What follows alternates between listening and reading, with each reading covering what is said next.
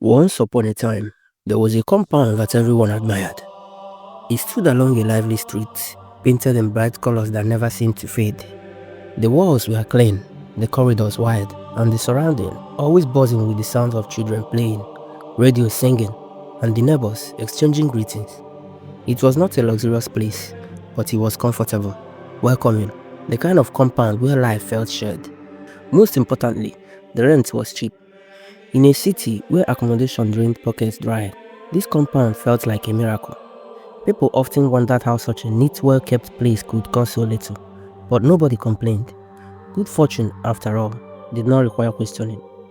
And the landlord made everything better. His name was Mr. Bello. He was the type of man tenants prayed for. Soft-spoken, generous with smiles, and always ready to listen. He lived in the same building, yet never behaved like the typical landlord. He did not shout, he did not harass, he greeted everyone like family. My people, good morning, how is business? Any problem, just tell me. His laughter echoed through the compound almost daily. When something broke, he fixed it. When someone struggled with rent, he showed patience. To many, he was not just a landlord, he was a blessing. But time, as it always does, began to reveal strange patterns. At first, nobody noticed. It started softly, like a whisper beneath normal life. A trader's profits began shrinking without explanation. A promising job opportunity disappeared at the final stage. A healthy child suddenly developed persistent illness. Small things, ordinary misfortunes, the kind people easily blamed on life. This country is not easy, they will say. Things are hard everywhere. God will provide. So they carried on. Then one day, a new tenant moved into the compound. His name was Uche.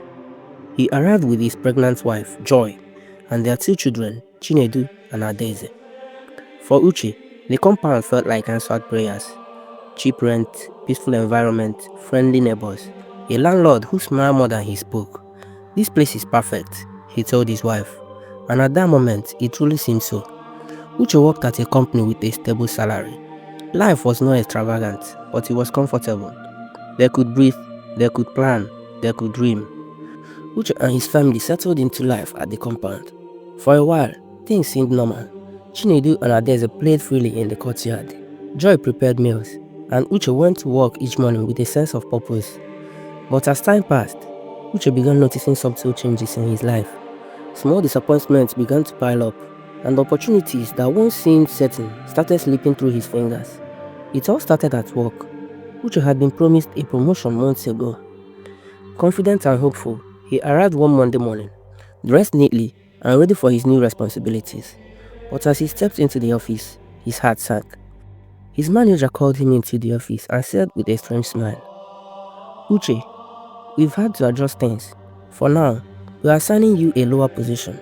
It's just temporary, and when the time comes, your promotion will still happen. Please stay on. Uche was shocked, his mind raced. He had worked hard, stayed late, and met every target. Demoted? How could that happen? But trusting the manager's words, he agreed, telling himself it was only temporary. Months passed, and still, the promotion never came. Each day at the office, Uche felt a growing weight of frustration and disbelief. But he tried to remain patient, hoping that the promised opportunity would eventually materialize. Then one morning, as he prepared for work, Joy suddenly cried out, clutching her belly.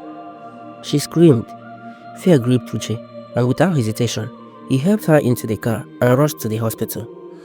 At the hospital, the doctor examined Joy and said gravely, She's experiencing preterm contractions. We need to start treatment immediately to stop the labor and ensure the baby's safety. Uche stayed close as the doctors treated her, his hands shaking, sweat dripping from his brow. Between treatments, he called his office to inform them of the emergency. By evening, Joy was stable enough to be discharged. Uche took her home and spent the next day caring for her, making sure she rested and took her medication. That night, as Uche prepared to sleep, he noticed someone standing quietly in the middle of the compound. Uche thought nothing of it and went to bed, exhausted from the day's events. The next morning, Uche left the house to head to work, only to see the neighbors gathered in a cluster, faces pale and sorrowful. Concerned, he walked closer. "What's happening?" he asked. "It's Tunde and Blessing. Their daughter. She slept and never woke up. No sickness, nothing." It was sudden. Uche felt a chill run down his spine. He went into their house, finding the parents wailing in grief. He knelt beside them, offering his condolences, whispering words of comfort as best he could. After a long while, he left, telling himself he needed to continue with his day.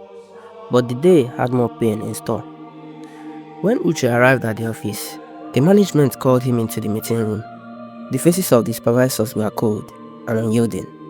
"Uche," one of them said sharply, "we can't put up with excuses anymore. Your performance is unacceptable. We are terminating your employment effective immediately." Uche tried to explain. He spoke of the emergency with his wife, the preterm contractions, the situation at home. He reminded them of his years of dedication, the promises made, but they would not listen. The words sank in slowly.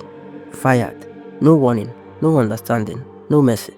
He walked out of the office, each step heavier than the last. His chest ached, his mind raced, and for the first time since moving into the compound, Uche felt truly powerless. By the time he reached home, the sky was darkening. Uche entered his apartment, sat on the edge of his bed, and buried his face in his hands. Devastated, confused, afraid, he didn't know what force had begun to touch his life, but he could feel it. Joy knelt beside him, gently placing her hand on his shoulder. "Uche," she whispered softly, "I know it hurts, but crying won't fix this. We'll find a way. We always do." Her words were simple, but they struck a chord deep inside him. He looked up at her, seeing not only concern, but strength. It was this same strength that had carried her through pregnancy, and now it reminded him that they were a team. The next morning, Uche began looking for work. He sent applications, attended interviews, and even tried freelance jobs, but disappointment followed him everywhere. One company would call him back, only to reject him at the last minute. Another promised contract that never materialized. It felt as though something was swallowing every opportunity he tried to reach for. Weeks passed, the bills piled up, anxiety gnawed at him. Then one day, with a heavy heart, Uche made a decision. He sold his car, the one piece of comfort he still had, and used the money to start a small business selling provisions in the neighborhood. The first few days were slow. Customers trickled in, but gradually, word spread. People liked his prices and trusted him. Within weeks, the little store began to grow. Flour, sugar, rice, canned goods, cooking oil, all flew off the shelves. Life started looking up again. His children, Chinedu and Adaeze, were well fed and happy. Joy, though still heavily pregnant, smiled more often. Hope began to settle over the family, like a fragile but welcome guest. A few days later, in the dead of night, Uche awoke and noticed something strange. There, in the middle of the compound, stood a figure, motionless, silent. He froze. Who could it be? And why would anyone be standing there in the middle of the night? Heart pounding, Uche slipped out of the door. He squinted through the darkness, but when he reached the spot, the figure was gone. Nothing, just the quiet whisper of the night and the faint hum of distant traffic. Shaking his head, he muttered to himself, "Must be my imagination," and went back inside, trying to push the unease from his mind. But peace did not last. Before he could even lie down, Joy cried out sharply, "Uche, it's happening." Her face was pale, and her hands gripped her belly. Contractions had begun. Panic surged through him. He rushed her into the car and sped to the hospital. At the hospital, the nurses took Joy immediately into labor. Uche sat in the waiting room, his heart hammering in his chest.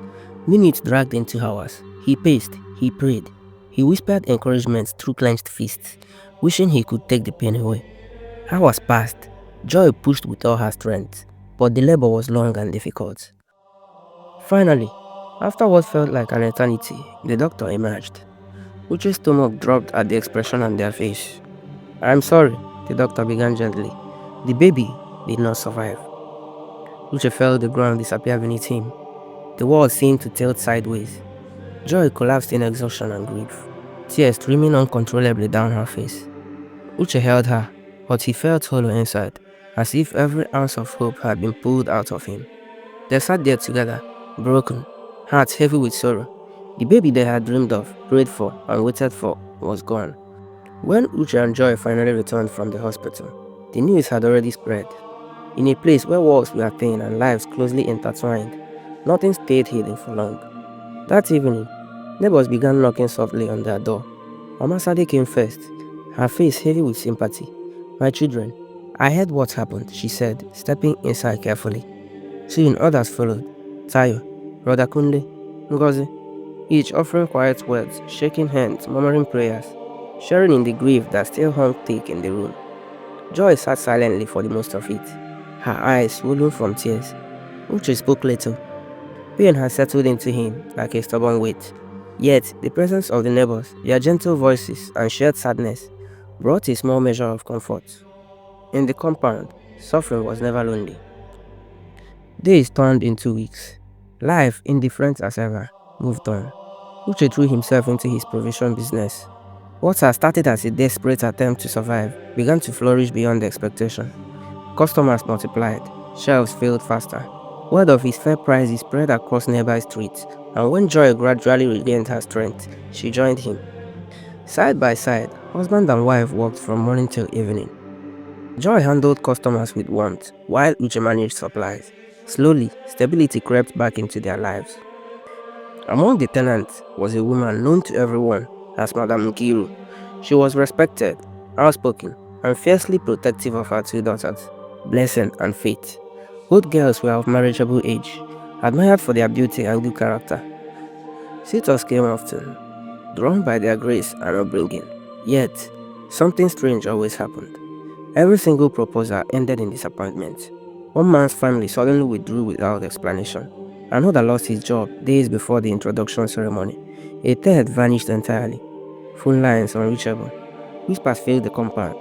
But no one understood why fortune consistently turned its back on the girls. The last incident, however, shook everyone. It involved Faith. After months of friendship, a young man named Jude, kind, steady, deeply committed, had finally come forward with serious intentions. Plans were made, dates discussed, joy filled the household. Then, just days before the formal engagement, tragedy struck. Jude was involved in a sudden accident on his way back from work. He survived, but the injuries left him with complications that changed everything. His family, overwhelmed and fearful, called out the marriage indefinitely.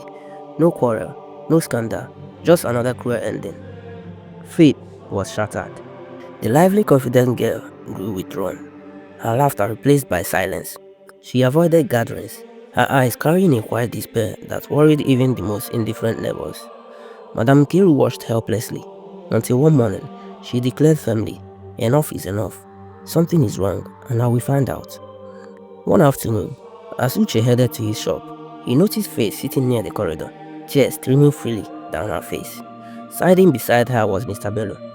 The landlord's voice was soft, comforting. "Do not cry, my daughter. Life has a way of working itself out. You will meet the right person." Faith nodded weakly. Uche slowed, concern etched across his face. "Sir, what happened?" he asked gently. Mr. Bello sighed, shaking his head with sadness. "Ah, this girl has seen too much disappointment. It is painful, very painful." Uche felt a twinge of sympathy. Faith's story was well known. "May God help her," he murmured. Mr. Bello turned, his familiar smile returning with ease. "And you, Uche, how is business?" Uche managed a small smile. "Business is booming, sir. God has been faithful." The landlord's face brightened instantly. "Very good, very good. I am happy to hear that." He patted Uche slightly on the shoulder, exchanged a few pleasantries, then walked away. Madame Nkiru could hardly sleep these days. Every time she looked at her daughters, her heart felt heavy. Blessing tried to act normal, but Faith's sadness was obvious to everyone. The girl who used to laugh and greet people happily now moved around quietly, always lost in thoughts. Madame Nkiru became more worried as the days passed. She decided she must find a solution. She went to different churches, attended night prayers, fasted many times, but nothing changed. No more suitors came, nothing improved. One afternoon, while talking with a close friend about her problem, the friend leaned closer and spoke softly. "Nkiru, I know someone who can help you. A powerful native doctor. People say he handles cases like this easily." Madame Kiru was unsure at first, but she was tired and desperate, so she agreed to go. A few days later, she followed her friend to see the native doctor, who lived in a quiet neighborhood far from the busy city. The shrine was dim and quiet. The air smelled of herbs and smoke. Strange objects hung from the ceiling. Small carvings and charms were arranged on the floor and walls. Madame Kiru felt nervous, but she sat down. The native doctor looked at her calmly. "Tell me your problem," he said. Madame Kiru explained everything. How many men had come to ask for her daughter's hand in marriage, and how each one ended in disappointment. She spoke about fate's recent heartbreak and the strange pattern that never seemed to end. The native doctor listened carefully without interrupting her. When she finished, the place became silent. Then he began to chant softly, making some movements with his hands. The firelight in the shrine flickered as he spoke words she did not understand. At some point, he stopped. "The problem is from your compound," he said. Madame Kiru was confused. "My compound? What do you mean?" "There is something there," he replied. "A presence that is blocking good things. It is not only affecting your daughters, it is affecting everyone living in that compound." Madame Kiru felt afraid. "Can he be removed?" she asked quickly. "Yes," the native doctor answered. Relief appeared on her face, but it did not last long. "You will pay 1 million naira, and I will come and cleanse the compound." Madame Kiru's eyes widened. 1 million? Sir, I don't have that kind of money. She begged him to reduce the price. She tried to explain her situation, but the native doctor shook his head. "That is the final amount." Seeing her worry, he added, "The problem in that compound is serious. The cleansing will help everyone. You can talk to your neighbors and let all of you contribute. When the work is done, everyone will benefit." Though the amount scared her, his words made sense to her. Slowly, Madame Gill agreed and left. That same night, she called for an emergency meeting. The tenants gathered in the corridor, curious and worried. Everyone knew that such meetings were never called for small matters. When everywhere became quiet, Madame Gill spoke. She told them about the native doctor and everything he said. As she talked, people began murmuring. "How can our compound be the problem? This sounds strange. Is this even possible?" Many found it hard to believe. Then she mentioned the money. 1 million. Tayo said loudly, "Where will we see that kind of money?" "There is no money," Ngozi added. "It is too much," others agreed.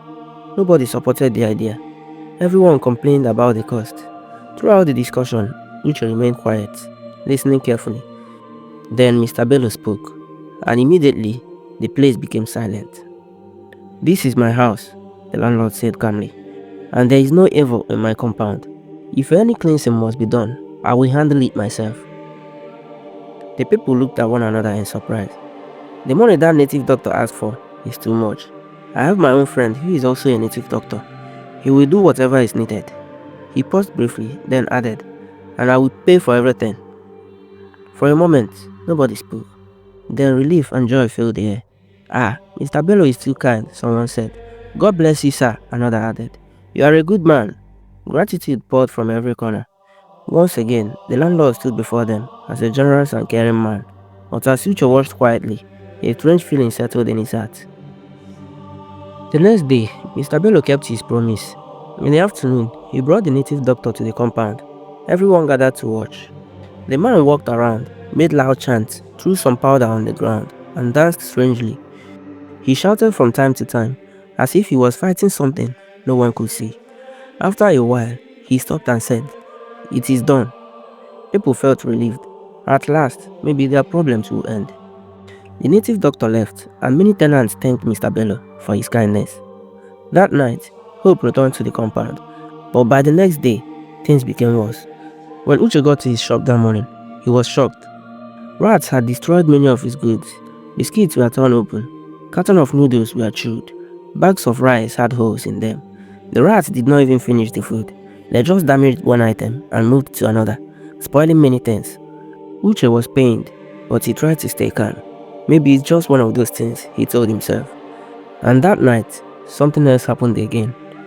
At midnight, Uche suddenly woke up. He looked outside and saw a figure standing in the middle of the compound. His heart started beating fast. Joy, Joy, wake up, he said, shaking his wife. He told her what he saw, and both of them rushed outside. But when they stepped out, there was nobody. The compound was empty and quiet. They went back inside, confused and afraid. The next morning brought another shock. As Uche walked towards his shop, he saw people gathered there. As he moved closer, what he saw made his heart sink. His shop had been burnt down by fire.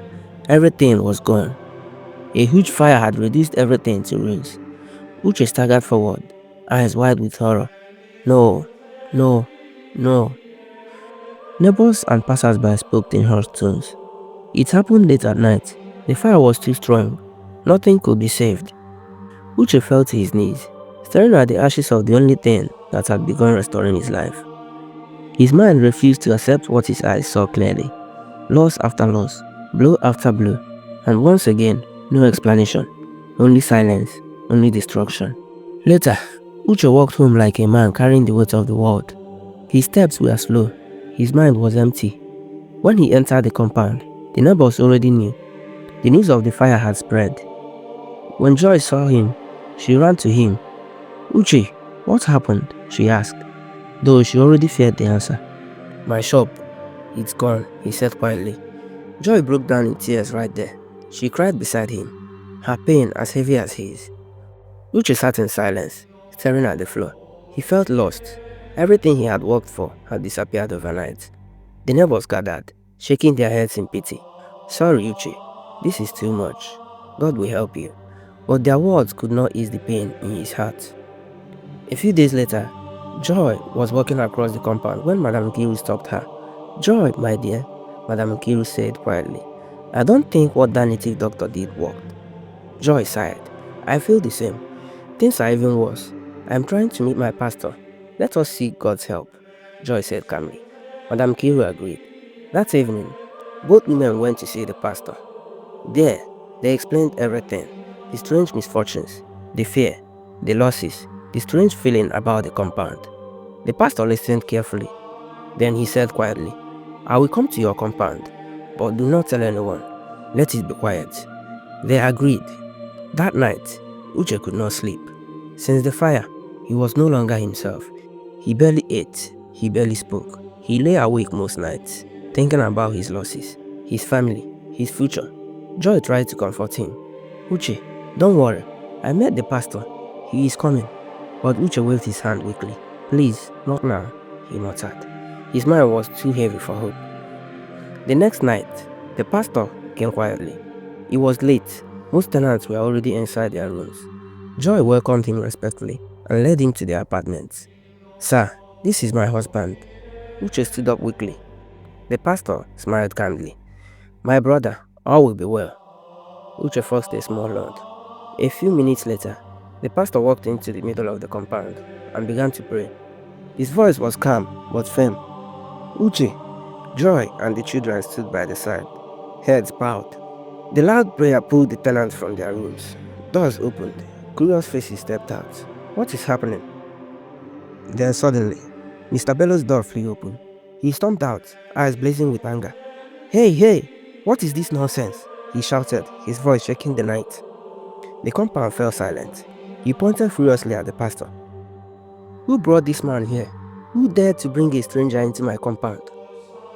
People froze. Uche stepped forward nervously. Sir, we invited him. Mr. Bello turned on him like thunder. You invited him? He roared. Are you mad? Is this your father's house? Sir, we only wanted to. Keep quiet, Mr. Bello screamed. How can you bring someone here without my permission? Who gave you the right? The tenants stared in shock. They had never seen him like this. Madame Kiru rushed forward. Mr. Bello, please calm down. Calm down, he yelled. All of you, leave this place now. Pastor, get out of my compound. But the pastor did not move. I am here because I was invited, he said firmly, and I will pray. The pastor continued praying loudly. Mr. Bello's face twisted with fury, and without warning, he spun around and ran back into his house. And seconds later, he came charging out again, with a cutlass. Chaos exploded. Oh my God! Ah! Mr. Bello! The tenant screamed. He raised the cutlass, shouting wildly, I will not allow this! The tenants rushed at him in panic. They grabbed his arm, struggling as he fought like a man possessed. After a tense struggle, the cutlass was wrested from his hand. The compound was filled with fear, heavy breathing, and stunned silence. Everybody stared at Mr. Bello, not just afraid, but confused, because the man they were looking at did not seem like the same friendly landlord they once knew. The pastor continued praying, his voice rising and falling in rhythm with the chants and songs. Tenants joined in, some singing, some kneeling, others just watching in awe. The air was heavy, charged with something powerful. Mr. Bello ran back inside his house and didn't come out again. The pastor and the tenants continued to pray and sing, voices echoing through the compound. After a while, the pastor slowly started walking towards Mr. Bello's house, and the tenants followed, their faces full of shock and fear. When they got there, the pastor pushed the door open. What they saw made their eyes widen. Mr. Bello stood inside, holding a clay pot of jar with smoke calling from it. "Mr. Bello, what is this?" someone shouted. He turned to them, eyes wide. "Get out of my house! This is none of your business! Stay away from me!" he yelled. The pastor raised his hand, calm but firm. "Everyone, all your misfortunes, all your bad luck, it is caused by this man." Gasps ran through the crowd. The tenants whispered nervously to each other. Uche felt his chest tighten. He stepped forward. "Sir, is this true?" he asked Mr. Bello. But Mr. Bello just yelled louder, threatening them to leave and waving the clay pot. The pastor explained with steady voice. "Mr. Bello buries a charm in the middle of this compound from time to time. That charm takes the good fortune and progress of everyone living here and gives it to him. You have been stealing your destinies." Uche's eyes widened. "That's why. That's the reason I've been seeing a figure in the middle of the night. Every time I stepped out, it disappeared." The pastor knelt and started praying loudly, commanding God to break the power of the charm. Mr. Bello, realizing what was happening, ran towards the gate, trying to escape, but the tenants rushed out and caught him before he could escape. He fell to the ground as the pastor's prayers grew stronger. Sweat poured down his face. His screams filled the night. I am responsible. Everything is my doing. All your misfortunes. It is me. I took your fortunes," he shouted, panic in his voice. The tenants stared, shocked but relieved. Some cried, some shouted in triumph. But Mr. Bello could not bear it. Madness took over him. He screamed and shouted, saying that his body was on fire, his eyes wide, and soon he ran mad in the compound, breaking whatever he could reach. He ran towards the gate and ran outside the gate. The next morning, the compound was chaotic. One by one, tenants packed their belongings and left, never to return. Uche, who does not have enough money to rent a new apartment, packed with his family and moved to his parents' house. When they arrived, he told his parents everything that had happened. His parents welcomed them warmly, hugging Joy and the children. That very same day, as they settled in, Uche's phone rang. It was one of the companies he had applied to months ago. "Uche, we want to hire you. Can you start tomorrow?" Uche could hardly believe it. He hung up, looked at Joy, and they both screamed with joy. Their children laughed, sensing the happiness around them. From that day, Uche's life changed completely. He worked hard, his business grew, and his family started living well. After some months, they even moved back to the city, finding a house they could call their own. Life was finally good. Then one day, Joy's phone rang. It was Madame Nkiru. "Joy, how are you?" she asked, smiling over the call. Joy laughed. "Madame Nkiru, we are so good, thanks to God." Madame Nkiru then told her that her daughter Faith is getting married and invited her to the ceremony. Joy screamed with excitement and ran to tell Uche. That day, Uche, Joy and their children went to the celebration. They met many of their former neighbors. Everyone greeted each other warmly, laughing and sharing stories. To their amazement, everyone was doing well.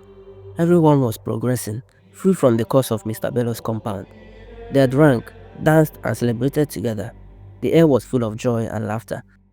And from that day forward, life was full of hope, blessings, and peace for Uche, Joy, and their children, and all who had once suffered in that Mr. Bello's compound.